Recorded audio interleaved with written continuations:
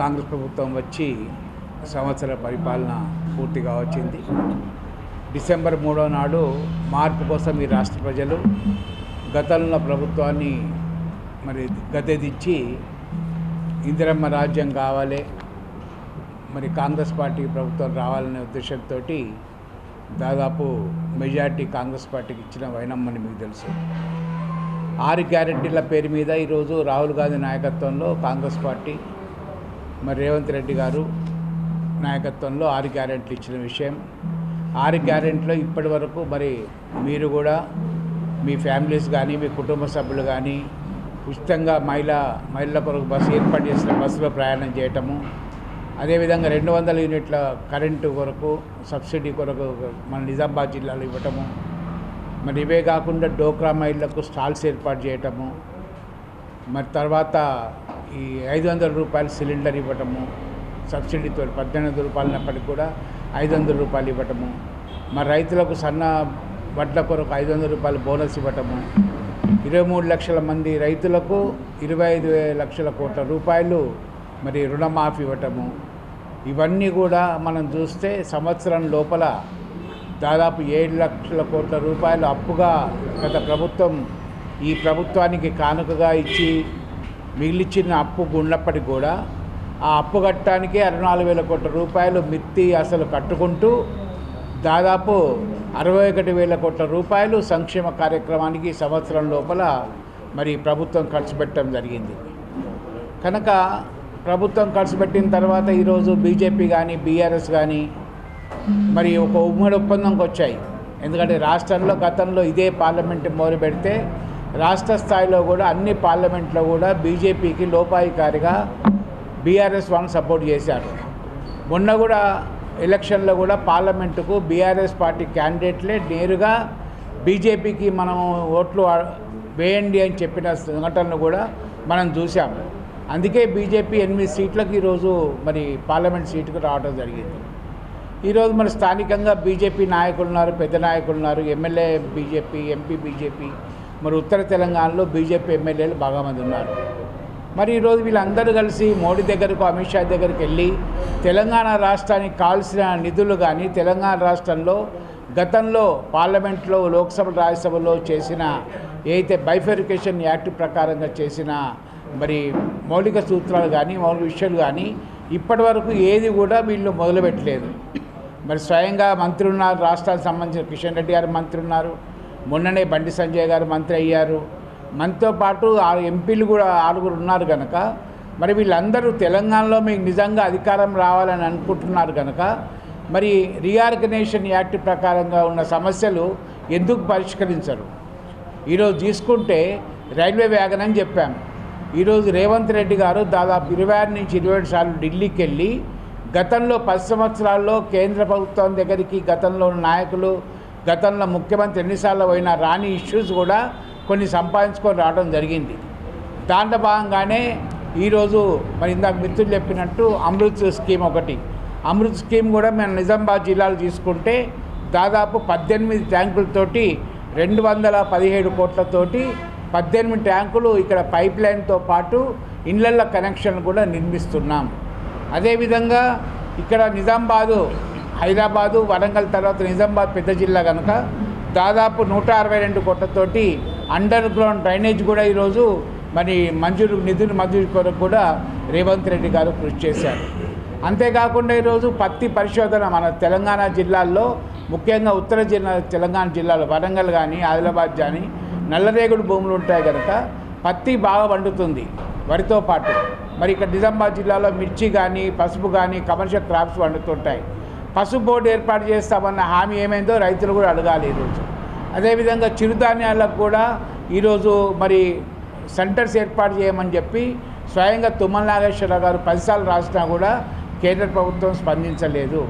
అయినప్పటికీ కూడా రేవంత్ రెడ్డి గారు మొన్న అగ్రికల్చర్ మినిస్టర్ కలవటం వల్ల ఇక్కడ పత్తి కొరకు రీసెర్చ్ సెంటర్స్ ఏర్పాటు చేయాలని చెప్పేసి వరంగల్ ఒకటి, ఆదిలాబాద్ ఒకటి 2 సెంటర్లు ఏర్పాటు చేయడమే కాకుండా కొత్తగా ఏర్పడ్డ జిల్లాల్లో నవోదయ పాఠశాలలు ఏర్పాటు చేయాలన్న ఒక అభ్యర్థన మేర నిన్ననే తెలంగాణకు 7 నవోదయ పాఠశాలలు కూడా మంజూరైన విషయం ఈ సందర్భంగా మరి బీజేపీ నాయకులు గుర్తుంచుకోవాలి. కేవలం కేంద్ర ప్రభుత్వము రాష్ట్ర ప్రభుత్వం చేసిన కృషి వల్ల వచ్చిన నిధులు కానీ వచ్చిన సంస్థలు కానీ హర్షం వ్యక్తపరచుడు తప్ప వాళ్ళు ఇప్పటి వరకు తెలంగాణ రాష్ట్రానికి ఒక మెడికల్ కళాశాల తీసుకురాలేదు, తెలంగాణ రాష్ట్రానికి ఐఏఎం తీసుకురాలేదు, తెలంగాణ రాష్ట్రానికి కోచ్ ఫ్యాక్టరీ తీసుకురాలేదు, అదేవిధంగా తెలంగాణ రాష్ట్రానికి ఉక్కు ఫ్యాక్టరీ తీసుకురాలేదు. గత 10 సంవత్సరాల నుంచి 119 కోట్ల రూపాయలు అంగన్వాడీ కింద ఇచ్చే బాకీ కూడా ఫుడ్ సెక్యూరిటీ కింద ఇప్పటివరకు కేంద్ర ప్రభుత్వం ఇవ్వలేదు. మరి 10 సంవత్సరాలు ఈరోజు మోడీ ప్రభుత్వం ఉన్నది. వాణిజ్య పన్నులు తీసుకుంటే ఈరోజు మరి గవర్నమెంట్ ఆఫ్ ఇండియా టోటల్గా దిగుమతులు ఎక్కువై మరి జీడిపి గ్రోత్ రేటు కూడా 14.5% అయితే కాంగ్రెస్ ప్రభుత్వ పీరియడ్లో 2014 ఉండేనో ఈసారి 6.5% దిగజారిన కారణం ఈరోజు కేంద్రంలో ఉన్న బీజేపీ ప్రభుత్వం చేస్తున్న కార్యక్రమాలే. వాణిజ్య రేటు కూడా తీసుకుంటే మీరు తెలంగాణ రాష్ట్రం వాణిజ్య రేటు ఈరోజు మరి విపరీతంగా పెరిగింది. దాదాపు 17.1% ఈరోజు తెలంగాణలో వాణిజ్య జరిగింది. కేంద్ర ప్రభుత్వం తిరోగమనం చేస్తుంటే తెలంగాణ రాష్ట్రం కాంగ్రెస్ ప్రభుత్వం వచ్చిన తర్వాత రేవంత్ నాయకత్వంలో ఈరోజు ఎన్నో కార్యక్రమాలు చేయడం జరిగింది. ఈ ఒక్క సంవత్సరమే 61,198 కోట్ల సంక్షేమం ఈరోజు కాంగ్రెస్ ప్రభుత్వం వచ్చిన తర్వాత ఈరోజు రాష్ట్ర ప్రజలకు కల్పించిందని చెప్పి సందర్భంగా మనవి చేస్తున్నాం.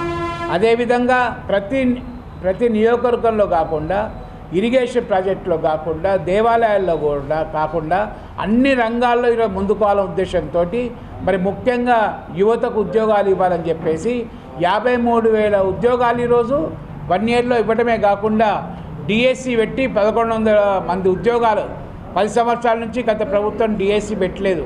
ఈరోజు ఈ రాష్ట్ర ప్రభుత్వం నిరుద్యోగులకు ఉద్యోగాలు కల్పించాల ఉద్దేశంతో ఒక స్కిల్ యూనివర్సిటీ పెట్టేసి ట్రైనింగ్ క్యాంపులు పెట్టడము, అదేవిధంగా స్కిల్ యూనివర్సిటీకి 200 కోట్ల రూపాయలు ఇచ్చేసి టాటా గ్రూప్ తోటి రిలయన్స్ గ్రూప్ వేరే శిక్షణ పొందిన విద్యార్థులందరికీ శిక్షణ ఇవ్వటము, అదేవిధంగా కొత్తగా స్పోర్ట్స్ పాలసీ తీసుకొచ్చి ఈరోజు స్పోర్ట్స్ స్టేడియం పెట్టడం, స్పోర్ట్స్ యూనివర్సిటీ పెట్టడము. నిన్ననే టూరిజం పాలసీ తయారైన తర్వాత రామప్ప సర్క్యూట్ అయితే 2020లో యునెస్కో గుర్తించిందో మొన్ననే రేవంత్ రెడ్డి గారు టూరిజం మినిస్టర్ కలవటం వల్ల 75 కోట్ల రూపాయలు రామప్ప సర్క్యూట్కు మంజూరు చేయడం జరిగింది. ఇవన్నీ ఈరోజు బీజేపీ నాయకులకు కానీ బీఆర్ఎస్ నాయకులకు కానీ కనపడుతులేవా? ఒకసారి ఆత్మవిమర్శ చేసుకోండి.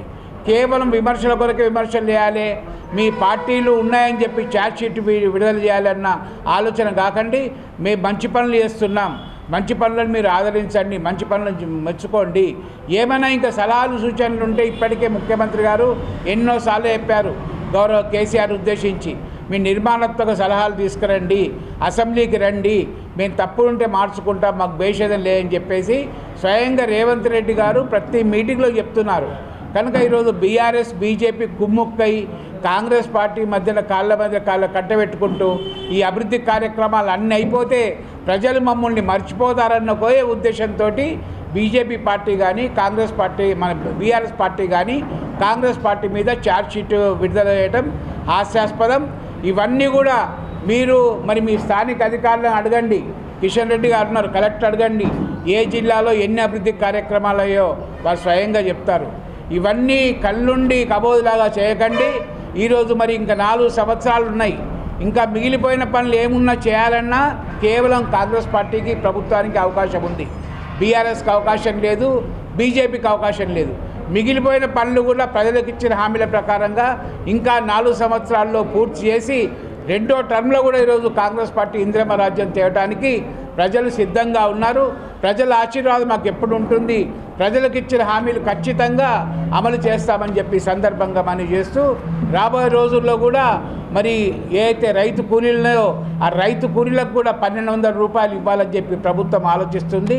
మరి ఇప్పటికే రైతు భరోసా కింద సంక్రాంతి తర్వాత 7,500 రూపాయలు ఒక పంటకు గాను 15,000 రూపాయలు ఈరోజు సంక్రాంతి తర్వాత రైతు భరోసా కింద ఇస్తున్నామని చెప్పేసి ఈ సందర్భంగా తెలియజేస్తూ రైతులు కానీ మహిళలు కానీ కానీ అందరూ కూడా తెలంగాణను ఈ ప్రభుత్వాన్ని ఆదరించాలి. రాబోయే రోజుల్లో మరిన్ని సంక్షేమ కార్యక్రమాలు చేకూర్చే విధంగా ప్రజలందరూ దీవెన ఇవ్వాలని చెప్పి ఈ సందర్భంగా కోరుతూ ఈ సంవత్సర ప్రతి ఒక్కరికి కూడా మీరు కూడా మీడియా సహకరించినందుకు మీకు కూడా ధన్యవాదాలు చెప్తూ సెలవు తీసుకుంటాం.